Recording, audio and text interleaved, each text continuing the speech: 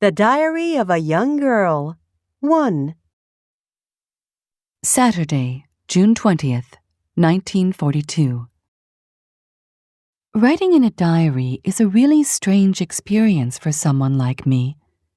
Not only because I've never written anything before, but also because it seems to me that later on, neither I nor anyone else will be interested in the musings of a 13-year-old schoolgirl. Oh well, it doesn't matter. I feel like writing, and I have an even greater need to get all kinds of things off my chest. Paper has more patience than people. I thought of this saying on one of those days when I was feeling a little depressed and was sitting at home with my chin in my hands, bored and listless, wondering whether to stay in or go out. I finally stayed where I was, brooding. Yes, paper does have more patience, and since I'm not planning to let anyone else read this stiff-backed notebook grandly referred to as a diary, unless I should ever find a real friend, it probably won't make a bit of difference. Now I'm back to the point that prompted me to keep a diary in the first place. I don't have a friend. Let me put it more clearly, since no one will believe that a 13-year-old girl is completely alone in the world. And I'm not. I have loving parents and a 16-year-old sister, and there are about 30 people I can call friends. I have a throng of admirers who can't keep their adoring eyes off me, and who sometimes have to resort to using a broken pocket mirror to try and catch a glimpse of me in the classroom. I have a family, loving aunts, and a good home. No, on the surface I seem to have everything, except my one true friend. All I think about when I'm with friends is having a good time. I can't bring myself to talk about anything but ordinary, everyday things. We don't seem to be able to get any closer, and that's the problem. Maybe it's my fault that we don't confide in each other. In any case, that's just how things are, and unfortunately, they're not liable to change. This is why I've started the diary. To enhance the image of this long-awaited friend in my imagination, I don't want to jot down the facts in this diary the way most people would do. But I want the diary to be my friend, and I'm going to call this friend Kitty. Since no one would understand a word of my stories to Kitty if I were to plunge right in, I'd better provide a brief sketch of my life, much as I dislike doing so. My father, the most adorable father I've ever seen, didn't marry my mother until he was 36 and she was 25. My sister Margot was born in Frankfurt am Main in Germany in 1926. I was born on June 12th, 1929. I lived in Frankfurt until I was 4.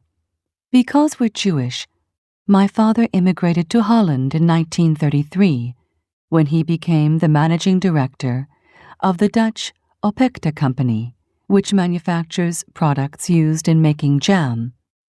My mother, Edith Hollander Frank, went with him to Holland in September, while Margot and I were sent to Aachen to stay with our grandmother.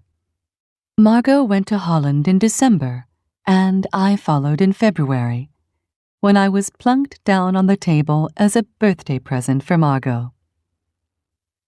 I started right away at the Montessori nursery school. I stayed there until I was 6, at which time I started first grade. In 6th grade, my teacher was Mrs. Cooperus, the principal.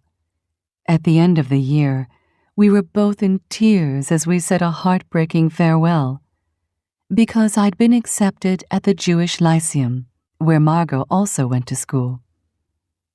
Our lives were not without anxiety, since our relatives in Germany were suffering under Hitler's anti-Jewish laws.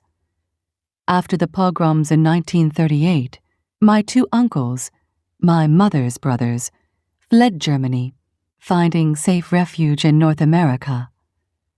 My elderly grandmother came to live with us.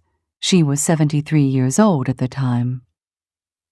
After May 1940, the good times were few and far between. First there was the war, then the capitulation, and then the arrival of the Germans, which is when the trouble started for the Jews. Our freedom was severely restricted by a series of anti-Jewish decrees. You couldn't do this and you couldn't do that, but life went on. Jacques always said to me, "I don't dare do anything anymore, 'cause I'm afraid it's not allowed." In the summer of 1941, Grandma got sick and had to have an operation, so my birthday passed with little celebration. In the summer of 1940, we didn't do much for my birthday either, since the fighting had just ended in Holland. Grandma died in January 1942. No one knows how often I think of her and still love her. This birthday celebration in 1942 was intended to make up for the others, and Grandma's candle was lit along with the rest.